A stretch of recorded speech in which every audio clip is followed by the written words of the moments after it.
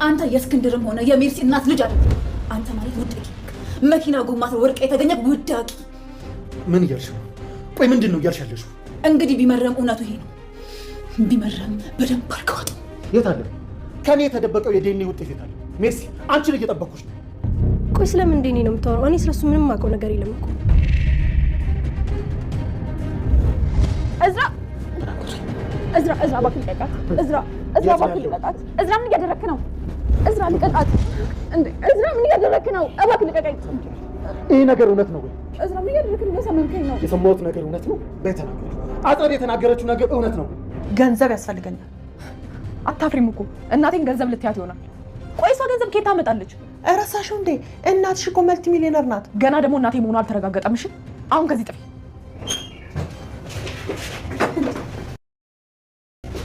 ቆይ አንቺ ደግሞ እዚህ ምን ትሰሪያለሽ? ሁለተኛ እዚህ ቤት እንዳልያሽ አላልኩሽም ነበር እንዴ? መልሽልኝ እንጂ ከኔ ጋር ችግር አለብሽ? ሜርሲ እባክሽ እሱን መሳሪያ ለኔ ስጭ። አዎ ሜርሲ እሱን መሳሪያ ለእዝራ ስጭው እባክሽና። ምናልባት እኮ እጄ ሊባርቅብሽ ይችላል። ተይ ሜርሲ ተይ። አታስቢ፣ እስኪ ባርቅ ድረስ አልጠብቀውም። እሺ እዚሁ አናትሽን ብዬ ነው መገላግልሽ። እባክሽ ይሄን ነገር አስተምሽ። ሜርሲ ተይ። የኔ ልጅ አትበለኝ። እኔ ልጅ አይደለሁ። አንቺ አፍሽን ዝጊ። ስሜን ስጠሪ ትንሽ እንኳን አታፍሪም? ቆይ ማን ናችሁ እናንተ? እኮ ምንም ማን ናችሁ? አላውቃችሁ። ቆይ እዛ አባይ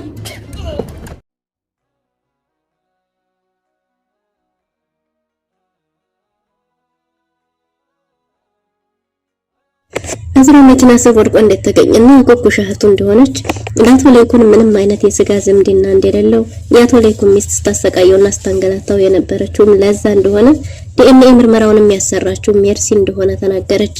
አጸዴ የቤተሰቡን ውጥንቅጥ አስወጣችው። አጸዴ በሰራተኛ መልክ ወደ አቶ እስክንድር ቤት ሰላ ያስገብታለች። አጸዴ ይሄን ያደረገችው ምንድነው? ሀብል እናቷን ፍለጋ ላይ ትኩረት እንዳታደርግና እነሱ ቤተሰቡ ሰላሙን ሲያጣ እዛ ሲተራመስ ወይዘሮ ሀናን በቁጥጥራቸው ስር ለማድረግ የፈለጉ ይመስላሉ። እዝራ እውነቱን ባወቀበት ጊዜ እህቱንና ሚስቱን የመጀመሪያ እርምጃውን ሊወስድ ነበር።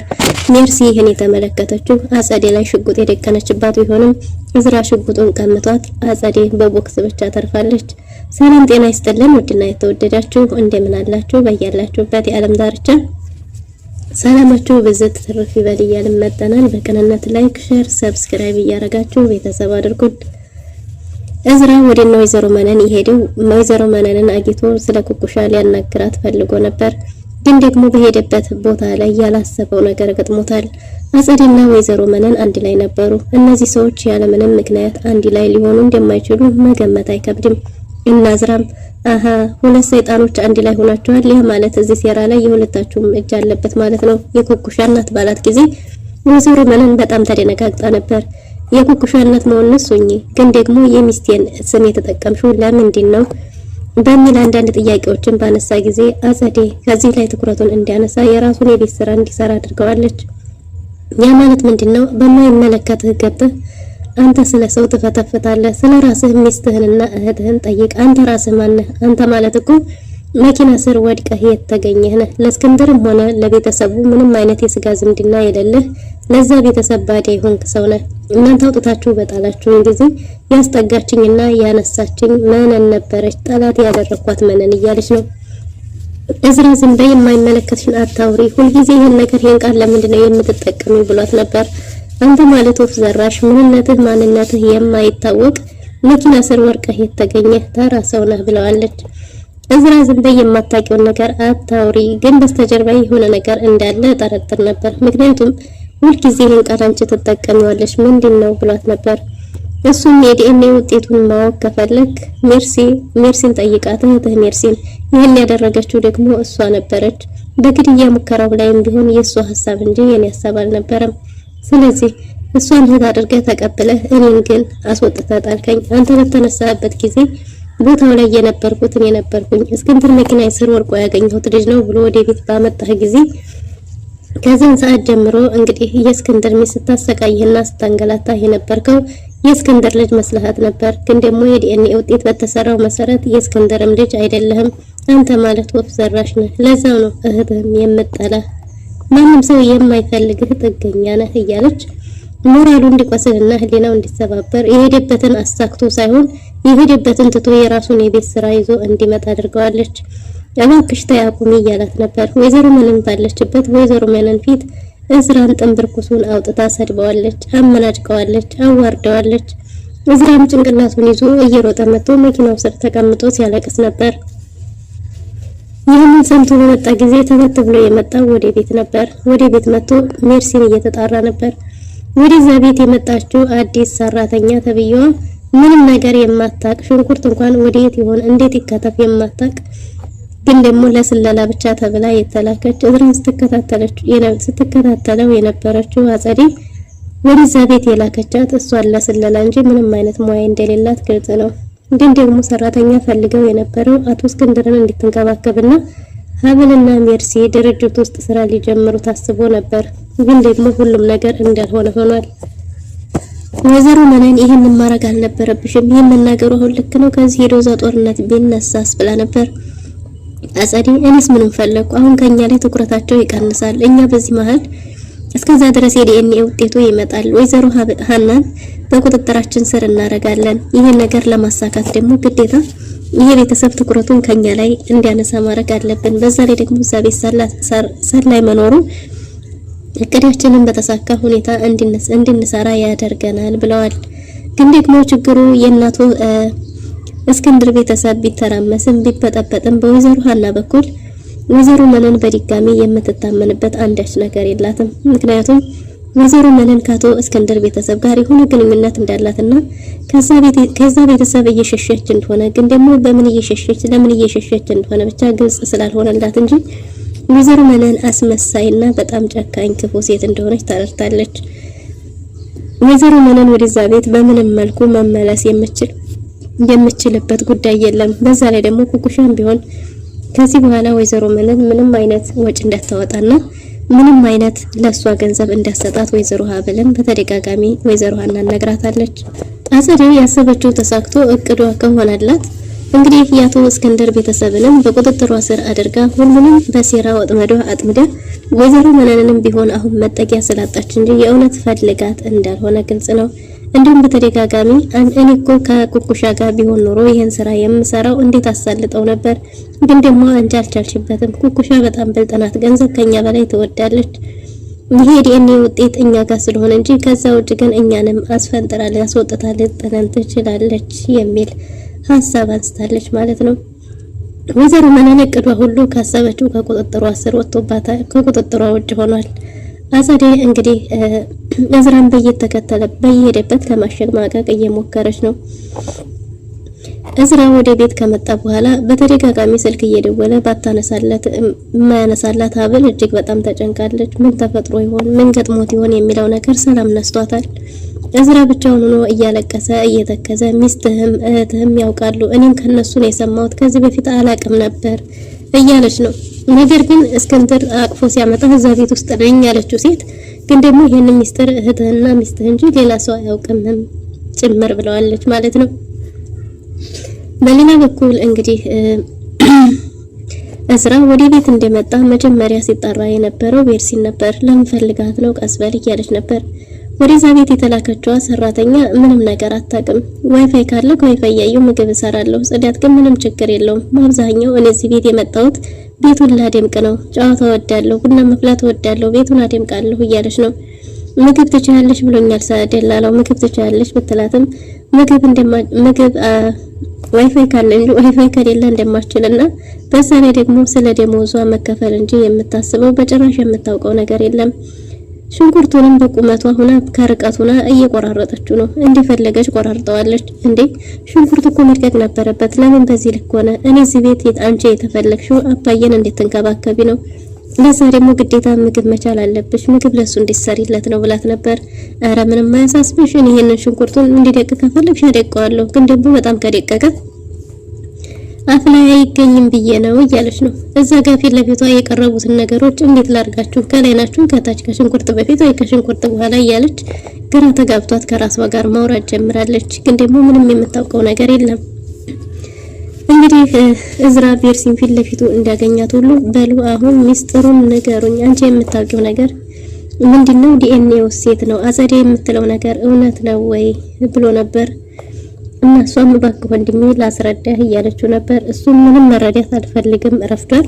ለካ ለዛ ነበር ልትገድልኝ የነበረው ወንድምሽ ስላልሆንኩ ነበር፣ እምጠይኝ የነበረው ወንድምሽ ስላልሆንኩ ነበር እያለ እዝራ እንግዲህ እጅግ በጣም ተናዷል። እባክህ ወንድሜ ላስረዳህ፣ አሁንም ቢሆን አንተ ለኔ ብቸኛና መተኪያ የሌለህ አንድ ወንድሜ ነህ እያለችው ነበር።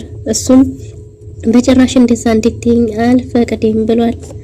እናም እንግዲህ ሜርሲን ጉሮሮዋን አንቆ ሊገላት ነበር። ሜርሲን ጉሮሮዋን አንቆ እስትንፋሷን ሊያቋርጠው ሲል እንግዲህ ሀብል ገላግላለች ማለት ነው። ሀብል ስትገላግለው ደግሞ ሜርሲን ለቆ ሀብልንም አንገቷን አንጠልጥሎ ሊገላት ነበር። ገና ከመምጣቴ ድራማው ተጀመረ፣ የዚህ ቤቱ ጥንቀት ጦርነቱ የሊቢያ ነው የኢራን ነው እያለች ሰራተኛዋም ቁማ እየተመለከተች ነው። ምክንያቱም የተላከችበት ስራው አንዱ ይሄ ነው። እንግዲህ ሀብልን ጉሮሮዋን አንቆ ሊገላት ሲል በቃ እሷን ልቀቃት፣ እኔ ራሴ ሁሉንም ነገር እነግርሃለሁ ብለው ነበር።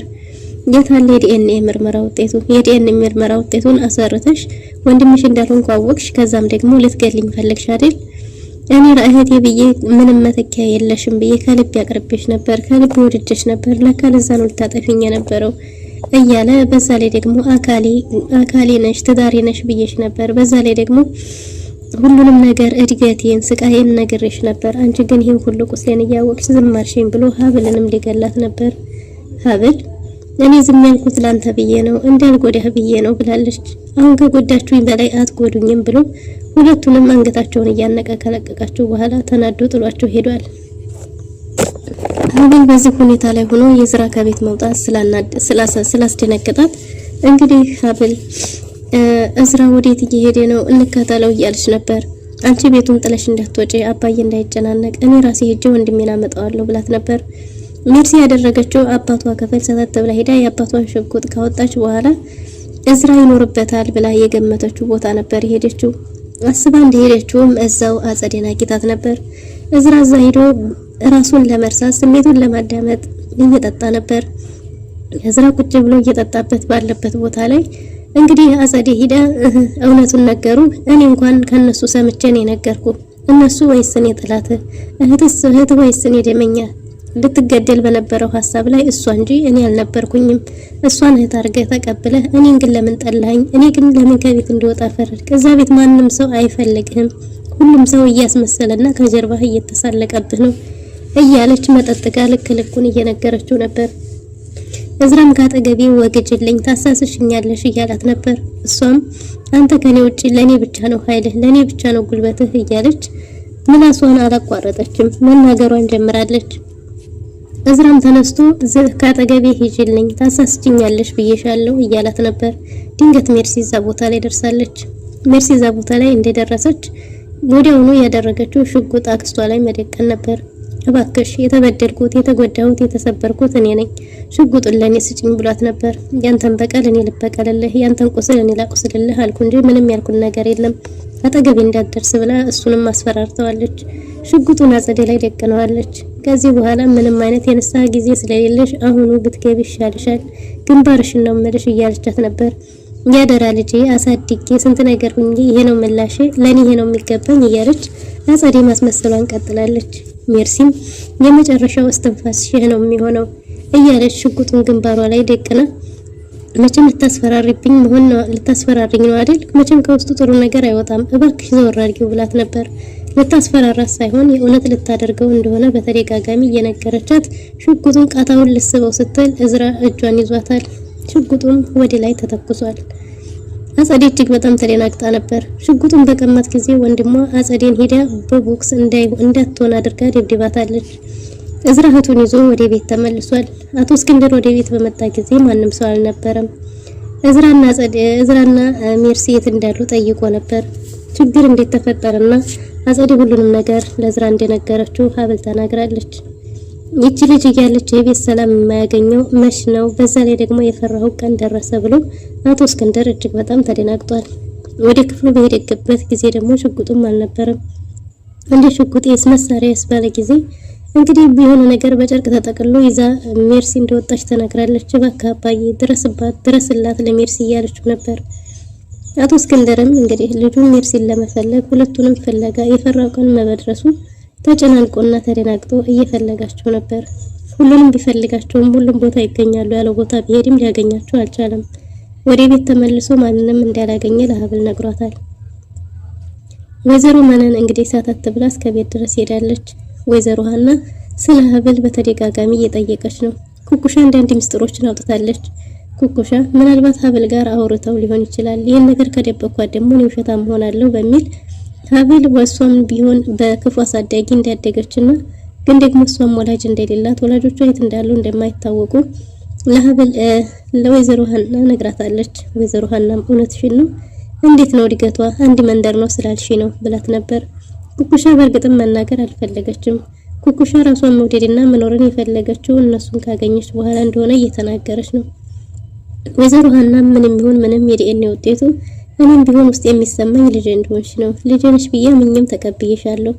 ግን ሀብል ዲስ የምትል ልጅ ናት አይደል? በዛ ላይ እድገቷስ እንዴት ነበር ባለቻት ጊዜ ሀብል የልጅ አዋቂ ጭምት የሚሏት ልጅ እንደነበረች ከሰፈር ጋር ከማንም ጋር የማትገናኝ በክፉ አሳዳጊ እሷም እንዳደገች ነግራታለች። ይህን በነገረቻት ጊዜ እውነትሽን ነው እያለቻት ነው። ወይዘሮ ሀና ስለ ኩኩሻ አባት ተናግራለች። እንግዲህ አቶ እስክንድር ቤት እንደሚመጣና የአቶ እስክንድር የግል ዶክተር እንደሚሆን ከ22 ዓመት በኋላ ወደ ሀገሩ እንደሚመለስ እየነገረቻት ነው። ይሄ ነገር ኩኩሻን የበለጠ አስደንግጧታል። ኩኩሻ ሀብል እናቷንም አባቷንም አገኘች ማለት ነው የሚለው የቅናት መንፈስ ያደረባት ትመስላለች። ምን ብላ ተደናግጣ ወደ ክፍሏ ከገባች በኋላ ወደ ክፍሏ ገብታ ሀብል እናቷንም አባቷንም አገኘች። ከዚህ እስከ ውጥንቅጥም አልወጣው ለምንድን ነው? ከዚህ ውጥንቅጥ ራሴን ማስወጣት ለምን ከበደኝ? ለምን እያለች ከራሷ ጋር ጥያቄ ጀምራለች። ጥያቄውን ባይመለስላትም ግን ደግሞ ይሄን ነገር በቃኝ እውነቱ ይሄ ነው ብላ ለመውጣት ከነፍሷ ጋር ግብ ይዛለች። ኩኩሻ ይሄን ቤተሰብ ማጣት አልፈለገችም። ግን ደግሞ እውነቱ ተደብቆ እንደማይቀር ውስጧ የሚላት ነገር አለ። በዚህ ሁኔታ ውስጥና በሯን ዘግታ እያለች ወይዘሮ መነን ተደብቃ ገብታለች። ምን ልታረጊ ወጣሽ? ውጪ እያለቻት ነበር። ገንዘብ ያስፈልገኛል እኔ ራሴ እዚህ የተመቻቸ ህይወት ላይ ካመጣሁሽ በኋላ እኔን ከዚህ ፈንግለሽ አስወጣሽ ማለት ነው እያለቻት ነበር። እናቴ እዚህ ቤት እንዳላይሽ ብላሽ የለ እንዴ? ከዚህ ቤት ውጪ እንዳይንሽ እንዳላይ ብላሻለች ብላን ነበር እንዴ? ዙሩን አከረርሽው አመረርሽው እያለቻት ነበር። እሷም ውጪ ተብለሻል፣ ውጪ ሲጠልሽ አታቂም እንዴ? ከሷ ከዚህ በኋላ 5 ሳንቲም አታገኝም እያለች እየተከራከረቻት ነበር። የእውነት አደረግሽው እንዴ? እኔ አንቺን የተመቻቸ ህይወት ላይ ካኖርኩሽ በኋላ እኔንማ አስወጥተሽ ለጤኝ አቺም እያለቻት ነው። ኩኩሻም ከዚህ በኋላ ከወይዘሮ ሀና ከእናቴ ምንም አይነት ገንዘብ ልታገኛቸው እያለች ሲጨቃጨቁ ድንገት ወይዘሮ ሀና ገብታለች። አንቺ ሴትዮ ክፉና ደግ ባንነጋገር ምን አለበት? ከዚህ ቤት ለቀሽ ውጪ። የዚህ ቤት እንዳለሽ ብዬሻል ነበር እንዴ? ምን ልታረጊ መጣሽ እያለቻት ነበር። ይቅርታ እንድታረግላትና ልጇን መረን አርጋ ብታሳድግባትም ግን ደግሞ ያሳደገችላት እሷ እንደሆነች እየተናገረች ነው። አይ በጭራሽ ከዚህ በኋላ የዲኤንኤ ውጤቱ መጥቶ ልጅ እንኳን ብትወልድ አንቺ ምንም ላረግልሽ የምችል ያንቺ ውለታ የለብኝም። ልጅን ጋር ተወጥ ማትረባ አርገሽ ያሳደግሽልኝ ምንም ያደረግሽልኝ ነገር ስለሌለ ያንቺ ውለታ የለብኝም። እባክሽ ቤት የለቀሽ ውጪ እያለቻት ነው። የእናቱ እስክንድር ሰራተኛ ሩዙን ላበስብሰው ወይስ ምን ላርገው? በሱም ቦያ ይጠይቃል። ሽንኩርት የሚገባው ከበርበሬ በፊት ነው በኋላ ነው እያለች እንፋጠጣታለን እንጂ አልሰራህም ብላ ከምግቡ ጋር ተፋጠው የራስ ሰዓቱ ደርሷል። ደግነቱ ቤተሰቡ ጥንቅጡ ወጥቶ ስለ ምግብ ማንም የሚያስብ የለም እንጂ ምግብ የሚባል ነገር አልተዘጋጀም። እዛው ሽንኩርቱንም እሱ እያያት እሷም እያየችው ነው። ለአጸደ ደውላ ምን አይነት ቤት እንዳስገባቻት ብትጠይቃትም የተፈለገው ይሄ እንደሆነ ተናግራለች። ቤቱ ቁጥ ውስጥ ጦርነት ተነስቷል። እርስ በርሳቸው ሊጫረሱ ነው። በዛ ላይ እንዴት አይነት ነገር ውስጥ ነው ያስገባሽኝ? እኔ ምንም ወንጀል ውስጥ መግባት አልፈልግም ብላለች። አጸደ ግን ሜርሲን አስወግጅልኝ እያለቻት ነው። እሷም እኔ በጭራሽ ወንጀል ውስጥ መግባት አልፈልግም፣ ካልሆነ ለቅቄ እወጣለሁ እያለች ነው። አቶ እስክንድር የዝራና የሜርሲ ጉዳይ አስጨንቆታል። ላገኛቸው አልቻልኩም እያለ እየተጨነቁ ሳለ ድንገት እዝራ መጥቷል። ሜርሲ ስትሮጥ ወደ ክፍሏ ወጣለች፣ መሳሪያው ልታስቀምጥ። እዝራን የኔ ልጅ ብሎ በጠራው ጊዜ አቶ እስክንድር እኔ ልጅ አይደለሁም፣ እኔ ለእናንተ ምናችሁም አይደለሁም፣ ልጅ አትበለኝ፣ እኔ አንተ ልጅ አይደለሁም ባለው ጊዜ አቶ እስክንድር ራሱን ስቶ ወድቋል። አቶ እስክንድር በዚሁ ሊሞት ይችላል ወይስ ይተርፋል? ከተረፈስ ደግሞ በዝራና በአቶ እስክንድር መካከል ምን ሊፈጠር ይችላል? ኩኩሻስ የዝራ እህት መሆኗ ምን ያህል ሊሆን ይችላል የሚለው እንግዲህ በቀጣይ ክፍል ይዘን የምንመጣ ይሆናል። ለዛሬ ነበረን ቆይታ ይህን ይመስል ነበር። መልካም ጊዜ